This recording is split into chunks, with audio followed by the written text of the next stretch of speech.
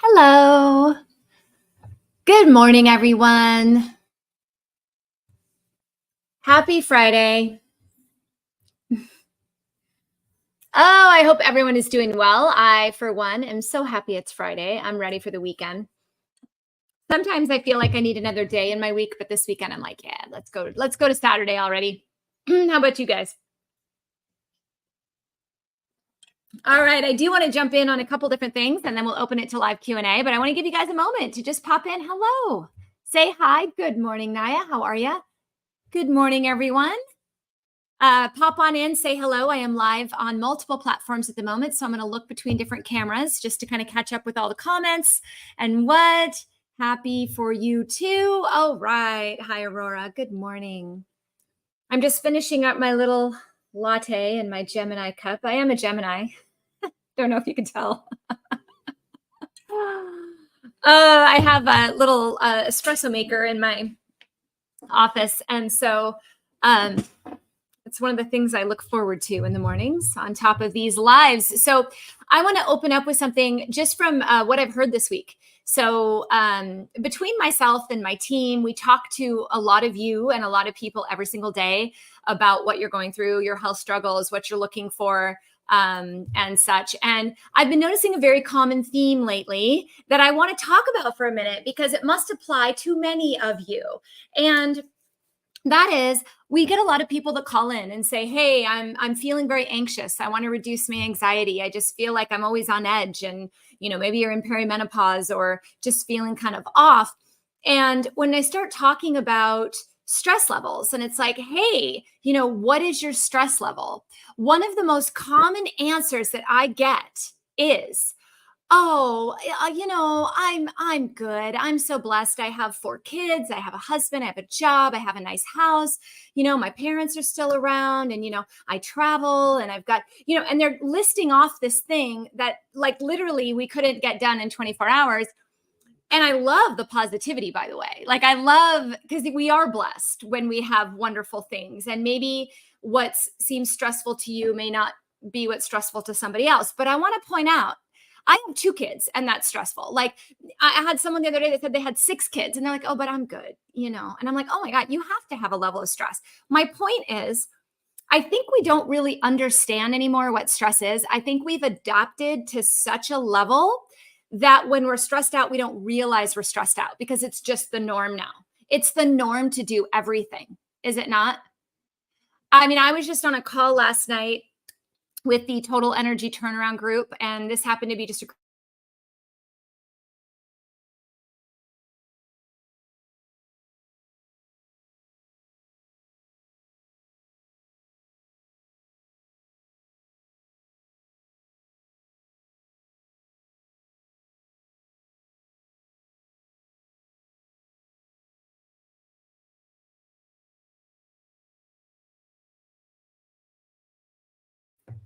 Here we go. Um, we were talking about, how hard it is sometimes to commit to something 100% because we've got, school events, and we've got, things to go to for our kids, and home and make dinner, and we've got to stop at the grocery store, and then and we're always doing all these things that it often makes us not commit to ourselves, and then we feel badly about it. And we were having a conversation where it's like, when you're trying to switch your diet, I love it when people are gung-ho, but I think we have to be a little bit realistic here. It's not easy to just change your entire lifestyle in a week, right? And if you do, you're probably not going to stick with it. So we were talking about, hey, how taking little steps, just making every breakfast better as a start, right? Until that becomes so easy for you, then move on to lunch. Like, we can't always do everything all the time. And, that is kind of a product of our society right now, right? So many people don't even commit to a health program because they simply don't have the time, right? But then when I ask them if they're stressed, they say no. So if you're finding your time is tight, you have a lot of things going on, even if you seem calm through it, Your body has adapted to stress. So there's an internal stress there because we need hormones and we need cortisol. And we need these things to keep powering through and powering through and powering through. And at some point, we start to get tired. And then when we get tired, we don't want to commit to something, right? It seems like more work.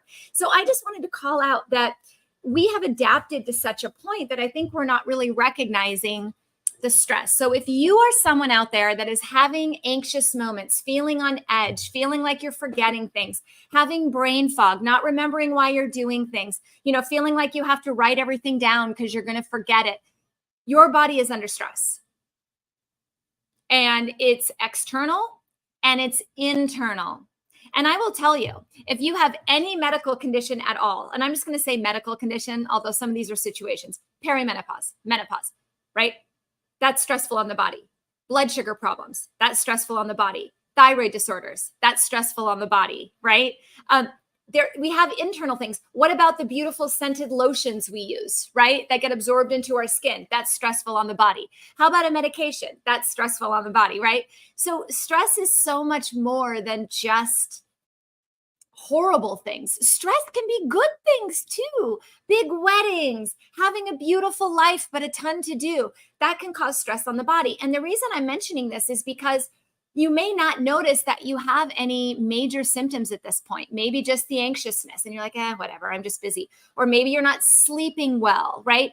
This is the body trying to tell you, hey, you're adapting to stress. Let's pay attention. And there are things you can do that are very simple as far as supplementing the stress response, certain lifestyle measures you can do maybe once per hour for a minute, little things like that to actually start to change this back so that it doesn't turn into disease in the future. So I just wanted to point that out because a lot of you have been reaching out and I've been getting that, I'm not stressed, but I have, it's like a laundry list of stuff you do every day, right?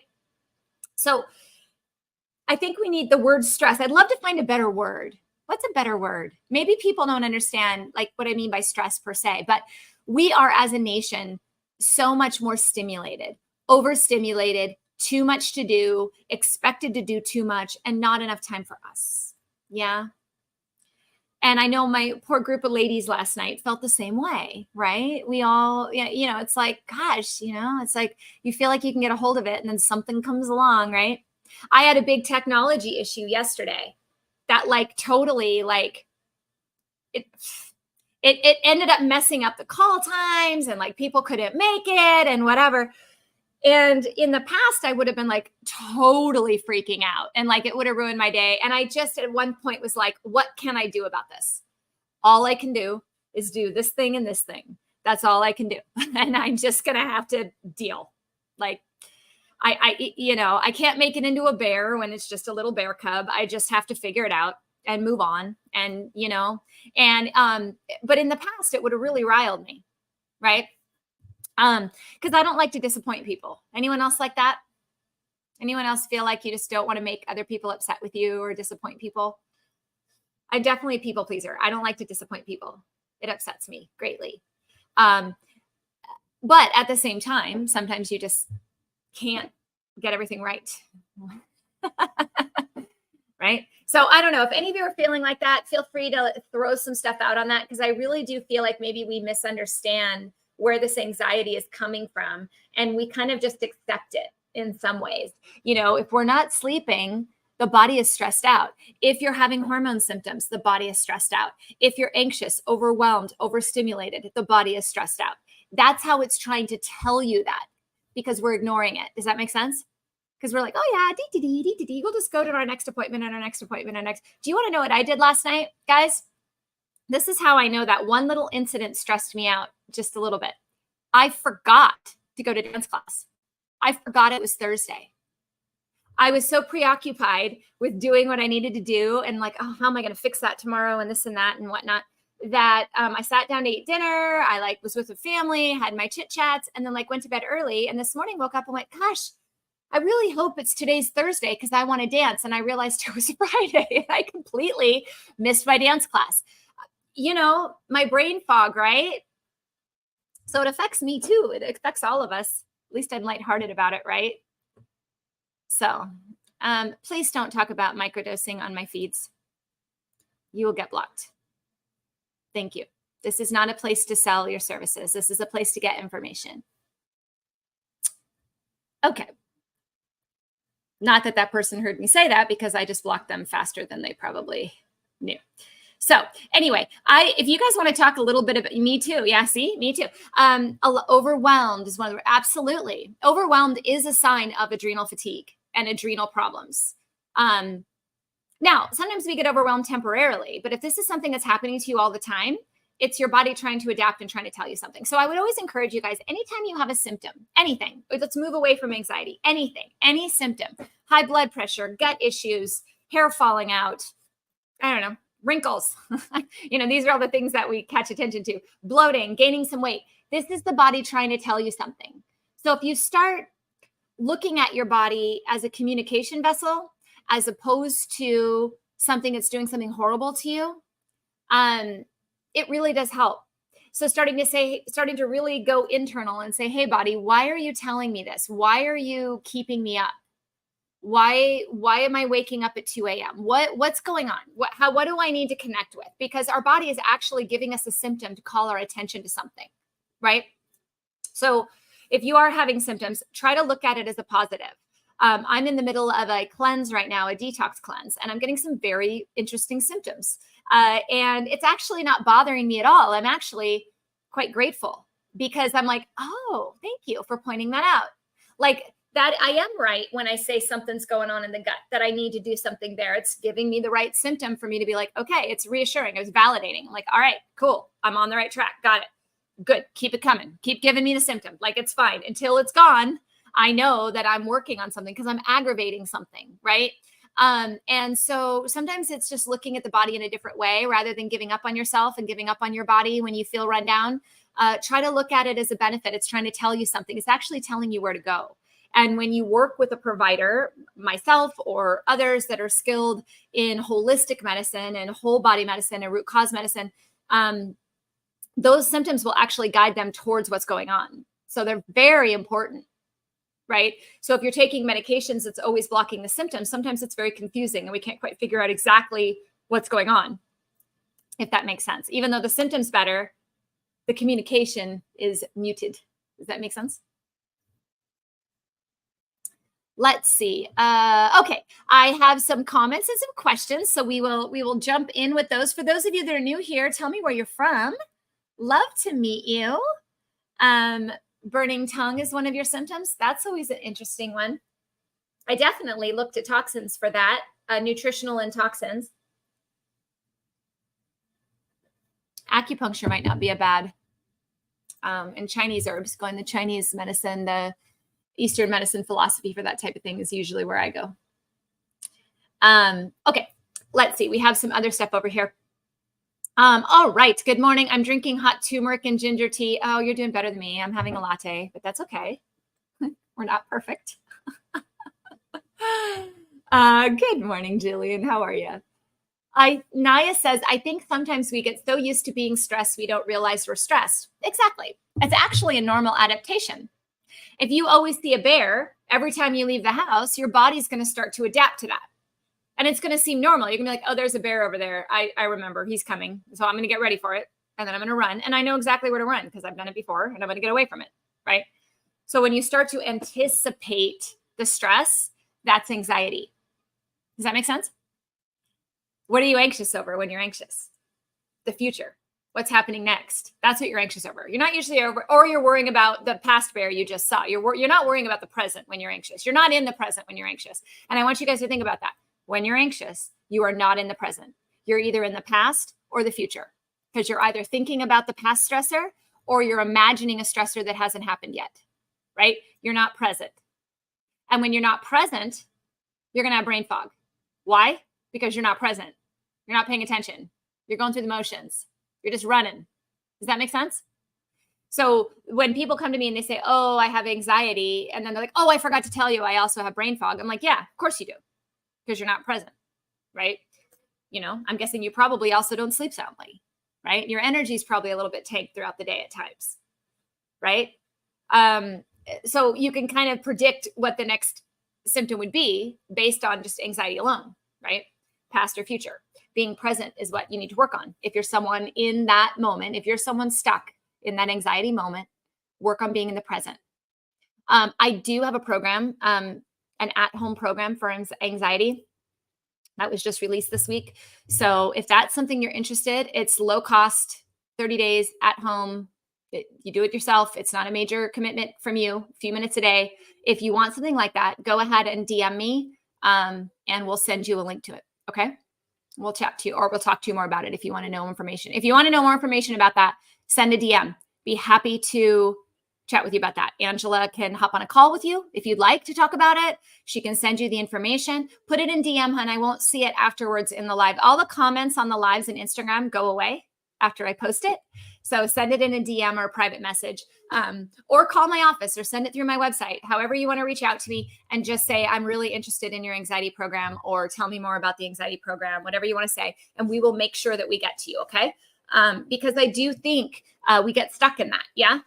And we don't realize how much we're being impacted. And we do need help sometimes being put in the moment. And all of you are probably like, how, Dr. Pingle, how? That's why I created that, to help you learn how to put yourself in the moment.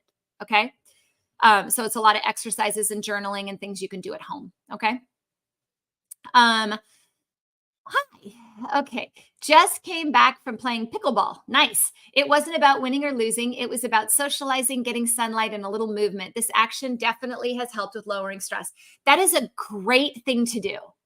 I've often said one of the best ways to reduce stress is figure out what you love to do and do that for exercise. I do that with dance. Since I went back to committing to dance, if I'm stressed out at all, by the time I leave dance class, I am not. I am 100% present in the moment and happy and relaxed. And that's a great time to ask Mia for favors, is after dance class. Because I'll be like, yeah, sure, I'll do it. Because I'm always in a good mood. All right. But pickleball is great. I haven't played pickleball, but I would love to. I'll have to look more into it. I'm not great with rackets historically, but was not a very good tennis player.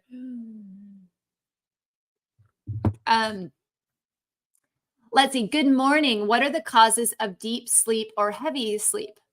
Well, that could be a good thing. Are you talking about at non-nighttime, like you're sleeping during the day, or sleeping at odd times, or unable to wake up?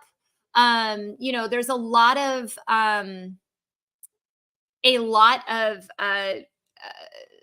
investigation to go as to why that's happening. So it's kind of hard to answer. Really looking at a full workup. If you type labs on any of my posts, it'll direct you to my lab list, which tells you the list that I tend to run as a starting point just for trying to figure out where things are coming from. So you can take that list, talk to your doctor about it. Labs is the keyword, and my little happy bot will send you a link to download the lab list. I call it my happy bot. I haven't named it yet. But if you type labs somewhere on one of my feeds, it should send it to you. I think I even changed it where you can type it in the live as well. Labs, it'll send it to you. Start with a good investigation as to why. Once you know why, then it's a little bit easier to explain how to fix it. If the adrenal glands are really taxed, or you're sleeping deeper at odd times a day, it may need that they need more support to be able to support you. There are some nutritional aspects with that would need to be addressed. So we'd need to look at a full diet as well. What are you eating? What are the insulin levels? Those are things that would be really important on sleep investigation, whether it's insomnia or hypersomnia. You want to look at you want to look at the entire endocrine system: insulin, thyroid, adrenals, hormones, nutritional, inflammatory markers. These are all things that are really important. They're all on that list. Okay. So it's a good starting point. See where your imbalances are, go from there. Corey says stress can play havoc on IBS issues. Less stress, better results. Well, yeah, of course. Do you want to know why? Anyone want to know why? What always cracks me up is people, like when you go to the GI doctor and they say, oh, it's IBS, they put you on an antidepressant, right? Did you know that? Why? Because they know it's stress related. They know it's in that pathway. But instead of treating that pathway, And talking about stress and stress reduction techniques and balancing adrenal function, they just put you on an antidepressant. Sad, because that causes other imbalances, other problems, right? Antidepressants are also really difficult to come off of, right? At times. So, yeah, if the problem is if you're running from a bear, you're in fight or flight. You're not in rest and digest. So when you're in fight or flight, you're not going to go to the bathroom, or you're going to go to the bathroom so fast so you can keep running. So you have to put yourself into a parasympathetic, calm, rest or digest state in order to heal IBS. And on top of that, there's also a bunch of other layers as far as lowering the inflammation in the body, healing up the intestinal lining itself from leaky gut, inflammation. But if you could do all of that, let's say you're someone out there saying, oh yeah, Dr. P, I take everything. I take marshmallow roots, cypri elm, digestive enzymes. I do all this stuff for my gut. I take probiotics, blah, blah, blah, and I still have IBS issues. My question will be, how often are you in the parasympathetic rest and digest state? The research shows that we're spending more than 80% of our time in fight or flight now in current times. We're supposed to be spending 80% of our time in rest and digest. Okay. So we're doing it wrong. And that's why IBS is on the rise. We're doing it wrong. That's also why cancer is on the rise. Heart disease, diabetes, mental problems, insomnia, anxiety, because we're doing it wrong.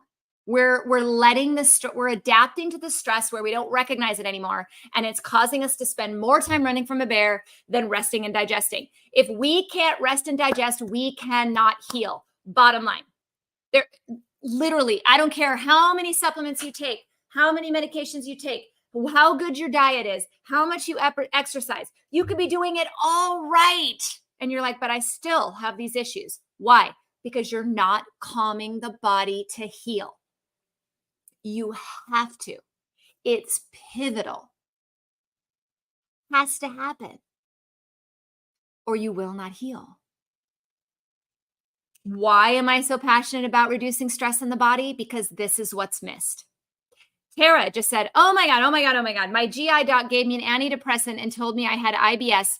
25 years later, I am off the antidepressants and still have bowel issues. Mm-hmm. How often are you in rest and digest? How many bears are you running from every day? Right? You have to rest. Why were we built to sleep? We were built to sleep and rest and heal. Why? Right?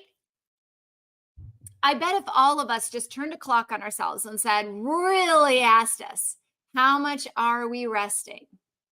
We would find we spend most of our time running from a bear, putting out fires, just getting through, pushing through, getting things done, trying to find time in our schedule. Anyone relate to this? Or am I just way off base?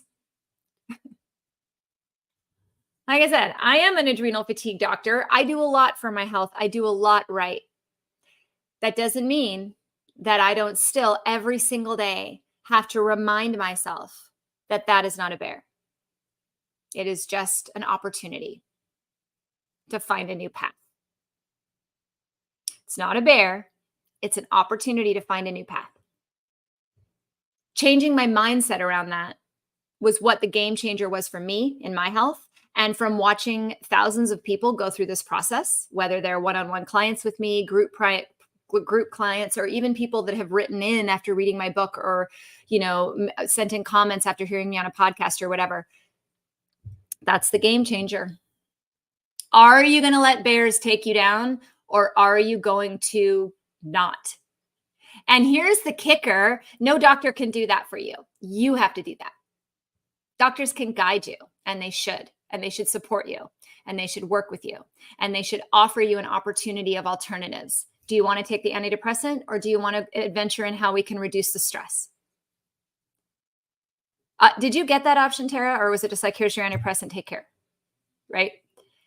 There are options. There's always options. You can use the pharmaceutical, you cannot. That has to be discussed, right? That has to be something that a physician wants to talk to you about. Sometimes you may choose a medication.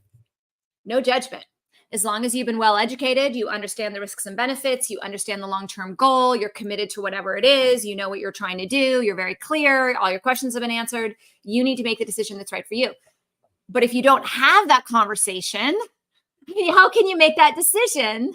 And that's where the hole in healthcare is. We don't have these conversations anymore, no? You say coming off antidepressants was hell. Yeah. Thank you for saying this. You are so right. One of the best things I've heard. Oh, thanks, guys. Thanks. I appreciate it. I'm glad this is resonating with you. It's what I'm passionate about. It drives me nuts. How do we get well if we don't have options and we don't understand why we're doing something? How do you commit to something if you don't understand why? Like, why do you do the dishes every day? Because you know that if you eat off dirty dishes, they could have bacteria on them and make you sick. So you do the dishes. If you didn't know, you wouldn't do the dishes. You'd be like, I'll do it later. Right? Like, you have to know why you're doing something. Why do you go to work every day? Because you need the paycheck. Why do you need the paycheck? To pay the bills. Okay. So you go to work. Right. So if I was like, look, you need to reduce your stress in order to X, Y, and Z, or you need to do this exercise for X, Y, and Z, or you need to take this medication for X, Y, and Z, or not take this medication for X, Y, and Z, or do this particular diet for X, Y, and Z. When you know why you're doing something and it's meaningful to you, you can do it. Every single one of you has the ability to commit to something. Every single one of you. You commit to things every single day. You make a choice. Am I going to drink coffee or tea? Right? You make a choice in every single decision. Am I going to leave for work at 8:15 or 8:20? Ones might make you a little bit more stressed, right? Am I going to hit the snooze button? That's a decision. Am I going to eat oatmeal or Captain Crunch? Right? You're going to make the decision based on why you're doing it, right? Because a lot of people say it's too hard to eat healthy. It takes too much time. And I'd like to argue it really doesn't. It's just how you set it up. You know, if you already have a bunch of cut up vegetables and things like that, it's just as easy to grab an apple as a snack as it is to grab a bag of chips, right? It doesn't take any more time to grab an apple versus a bag of chips. In fact, I might argue it takes longer to grab the chips because you might have to put them in a bowl or do whatever, right? The apple you can literally take out and eat. We make these choices every day. Why do we make our choices? And that's a good thing to journal about for all of you that are stressed out. Why are you making certain choices? What's stressing you out? Could you change your choice and have it be less stressed, right? Okay, I know there's more questions here. It's a good topic. Stress over sensory, overwhelming. Yeah. Addressing the physical, chemical, and emotional stress. Exactly, Erin. It's multiple things. There's quite a lot of research on, plastics. When were plastics introduced? When were we microwaving plastics? When I was a kid, we certainly were. Remember those little TV trays, right? How has that had an impact on our internal stress levels over time, right? Those are studies they couldn't do back then. Now they're doing them now and saying, wow, a lot of people have plastics in their body. Why? Right? So that's a stressor because the body is like, what is this? Right? So we're looking at environmental stressors as well that are seemingly out of our control because maybe it was introduced when we didn't have control over it. We have control over it now, maybe as adults, maybe not. To a certain extent, right? Naya says, I try to laugh at my brain fog too. Then I take a few deep breaths and allow my brain to have a moment. Yes. And I just recorded a reel for next month. You guys are going to think I'm insane. I told my social media manager, I said, oh my God, I am such a dork. Like, how did you get me to do this? And it's about brain fog. And I'll just give you a little hint. It's got a little salt and pepper wrap in it. And I think we laughed for like a half an hour after recording it because I was just like, I am such a dork.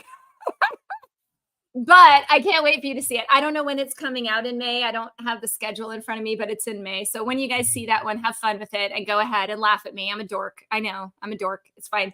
But I had a blast doing it. And it is so true. And the topic is brain fog. And it's hilarious. You missed your dance class that I know you enjoy, but you didn't let anyone down. No stress. Aw, thanks. I slept through my alarm, or after I get to work, I cannot stay awake. Okay, back to the deep sleeping question. Yeah, same thing, full investigation, like the same answer I gave before. Type in the lab list, get the thing of labs, figure out why that's going on. If you're having sleepiness during the day, the adrenals need to be looked at. That's it. I have a book.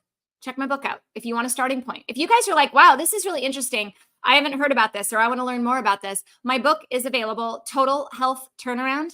You can buy it. You can get it through my website. You can go to Amazon, Total Health Turnaround. I'll show you the cover just so you can see it real quick. If you order it from me, from my website, I do sign them. So if you want a signed copy, order it through my website. I can't sign them on Amazon, obviously. So there it is. But this is a great introduction to this whole thing we're talking about right now and how it impacts your health. Hi, Michelle. How are you this morning? Michelle says, a friend suggested acupuncture can help with hot flashes. What have you experienced? Absolutely. So here's the thing. When you look at let's talk a little bit about Western medicine and Eastern medicine. Okay. So what I do is a combination of both. Okay. I am trained in acupuncture. I don't practice acupuncture regularly anymore simply because of timelines. Like, you learn so much when you become a naturopath. We learn so much, everything from nutrition to physical medicine to acupuncture to homeopathy to botanical medicine to normal Western medicine, that we kind of have to pick when we go into practice how much we really can do, because otherwise you just have too much in your brain and then you're kind of a jack of all trades rather than a master of one, right? And I really wanted to be a master in a certain area, and I really took to botanical medicine and nutrition more. But with Eastern philosophy, it's based on energy running, let's just say it this way, energy running through the body in certain channels. And when you have a symptom, you could think of it as a blockage of a channel, or maybe a channel gets wet, or maybe a channel gets too hot. Like, think about if you had even if you had like liquid in a cup and you put it outside in the hot Arizona sun, when it's hot, it's going to behave differently than when it's cold, right? So it's about elements impacting the flow of energy. So hot flashes is one of those things that can happen if there's too much heat. The cup's been left out in the sun, or there's a stagnation, a blockage of some sort running through those energy channels. So acupuncture allows the restoration of that by focusing on movement through the channels. You can also accomplish that in other ways, kind of in the integrative space, not using acupuncture, but using herbs that are often used in Eastern medicine for lymphatic movement, liver movement, gallbladder movement, like just digestion movement, moving the flow. We all have something in our body called lymph, and lymph filters out toxins. And it can get, if you think of it like getting sludge, like thick, like it could be watery and flow real fast, or it could be thick and flow real slow, right? So there are herbs that can thin that out and make the toxins come out easier. That's always beneficial in hot flashes. Hot flashes are not always, in fact, most of the time, not always just about the hormone. And that's a huge mistake that I see in medicine, is someone comes in, says, I have hot flashes, automatically assume they have low estrogen and they're given estrogen. Mistake. I'm having hot flashes right now on a detox. I did not have hot flashes prior to doing the detox, right? My hormones are fine. They're not dropping. They're good. I feel great. But by pushing my lymphatics and pushing my liver, I'm having some hot flashes. That would be expected. That's one of the things I was talking about that I'm actually happy about, because I'm like, okay, good. You're getting toxins out the skin. Let's do it. Right. So to answer your question, Michelle, the Eastern philosophies on this are fantastic. And if you can look at it from a holistic view and really take into account what are the hormone levels, what's the liver detoxification, how's the lymph system, what are the meridians, is there blockage in things, is it too much heat or is it a blockage, and do that as a collective, it can really be helpful. If you want to do acupuncture as a starting point, I think it's a fantastic way to go. And I think a lot of the times oh my gosh, I'm having a hot flash because I just talked about it. Is that weird? That's cortisol. Ha! Thank you, cortisol. Hold on. My body's telling me to breathe. Okay. I'm good. I get excited. I think it's a great starting point, and they'll often suggest herbs to do with it, which is great. Okay. It's so funny. My body does that when I get really excited. So now, since starting this detox, I get hot flashes when I get really excited. And it's like, calm down, Pingle, calm down. All right. I'm going to take these 2 questions on Facebook and pop over to Instagram. So I'm coming for you. Let's see. Aaron says, years ago, the doctors tried to push the antidepressants and anxiety drugs for my anxiety. I refused them. And after a lot of research, I cut out most sugar, caffeine, improved my diet, did prayer, and took herbal remedies like holy basil, and most of the anxiety went away. I learned to having an attitude of gratitude helped. Exactly. Once again, I just had a flash. I could have been like, oh my God, how awful. I feel horrible. How embarrassing. Instead, I said, thank you. Thank you. Thank you for doing whatever you needed to do there. I'm appreciative. Thank you. My body wanted to get something out or wanted to tell me something. So, okay, that's cool. It's all good. Either that or turning 48 is going a totally different direction for me. I don't know. Naya says, I absolutely love your book. Thank you, Naya.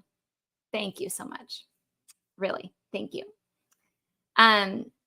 Let's see. Tara loves Salt and Pepper. Can we go out dancing to that this week? I haven't done a dance out in weeks. I can try, but I might get booted. We haven't done the dancing. We used to do dancing on these lives, and that was actually something I really enjoyed. But my concern is that it will block me out, but we'll try it at the very end for like 1 minute, and maybe it won't. Let's see. Learning new skills take time, so don't give up. I'm challenging myself to like cooking. Yeah, I used to not. When I was a kid, I used to go to my grandmother's house and cook with her because she loved to cook. So I learned how to cook as a kid. I'm also an only child. My parents were 2 working parents, so I was home alone a lot, and I had to learn to cook for myself. And I think in that process of like having to cook versus having fun with it, I started to not like it as much. So then what my friends and I would start to do, and some of you may be out listening, is we would get together on weekends and have cooking parties where we would get together and like make dinner together and have a bottle of wine and chit chat. And then cooking became fun again for me. And then obviously running a practice, having young kids, having to feed multiple people with different personalities and different likes, cooking became a chore again, right? And so I think it's about just kind of looking at it from a perspective of joy. And now, even if I'm tired and I really don't want to cook something in particular, I try to think about it as nourishment and what is my body going to say when I order the takeout versus cook for it. And I usually find that when I have the meal at home afterwards, I'm very thankful that I took the time to cook. But it is a mindset thing and learning how to enjoy it. If you really want to learn how to enjoy it, bring a friend in. Cook with your husband. Sometimes Tyler and I will just go in the kitchen and he'll chop and I'll chop and we'll talk. We'll have time together. I bring the kids in, have them help cook. Shay helped me last night. I tried a new recipe for my kids. In fact, for you meat eaters out there, this wasn't really relevant to me, but it was relevant to them. We have a sous vide. And what we did on Sunday is we did multiple bags and put chicken in each of them and put a sauce in each of them, which was really easy. I mean, like this one last night was like sriracha, honey, and tamari or something like that over the chicken. And then we sous vided it, which we put all the bags in sous vide. So all 4 of them or whatever in our steam oven, although you can do this in a traditional sous vide in a pot as well. And sous vide it, and then you flash freeze it. So you put it in an ice bath for 20 minutes, and then you can store it in the fridge for like 7 days. And all you have to do is reheat it. So last night, my kids took the bag out of the fridge, put it back in the sous vide for 20 minutes just to heat it back up. And I started the rice, and I started sauteing some vegetables, which really only takes, 5 minutes? 10 minutes? And we had a full dinner. Where I had the vegetable portion, my kids had a little bit of vegetable and a lot of chicken, and my husband had equal parts chicken and vegetable.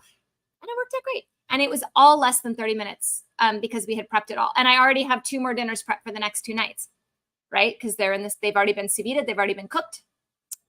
You can do this with roasting vegetables as well, or sous viding vegetables. So I think it's just coming up with a routine and doing a lot at one time. When you do cook twice the amount. Does that help?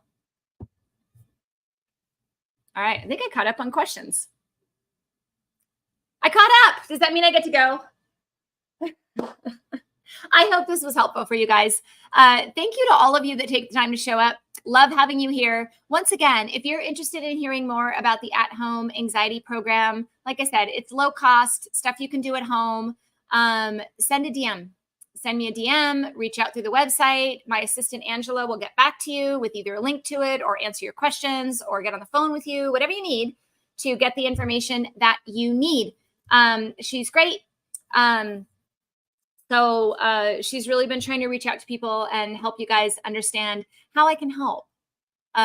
Because truly, my mission here, the reason I show up is I want to bring the world back to connection. I want us to reconnect with ourselves. I want us to reconnect with each other. I feel like we've lost that. We've lost that calm and connected lifestyle. And I would really like to bring that back. And everything that I do, everything that I say, everything I put out there is looking at reconnecting. Right? You guys think we're disconnected? You guys agree? Hopefully you agree with my mission because you're here. So where do you think tinnitus starts? Thank you for the hearts. Tinnitus starts from so many different places, love. Yeah, I would do a full workup on that in so many different ways. Hydration, nutrition, ear damage, ear nerve damage, which is very hard to reverse. All sorts of different things. I have had people have success with acupuncture with tinnitus. Not everyone. I would say about 50, maybe 60%. So that might be a thought. So, okay, guys. All right, just for Tara. I might get kicked off. We'll try. I don't know if this will work on StreamYard on my Facebook one because it's, I don't know if you'll be able to hear it, but Instagram will. So.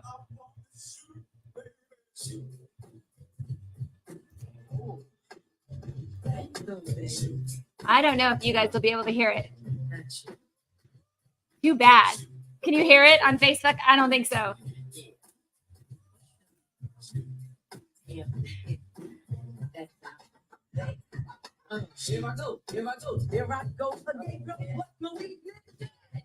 There you go. Just for you.